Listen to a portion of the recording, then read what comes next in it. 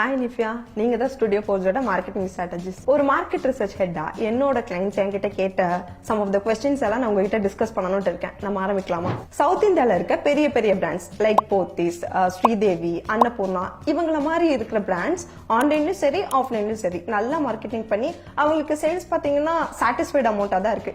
இந்த மாதிரி இருக்க கிளைண்ட்ஸும் மார்க்கெட் ரிசர்ச் பண்றாங்களா? இவங்களுக்கு மார்க்கெட் ரிசர்ச் வேணுமா?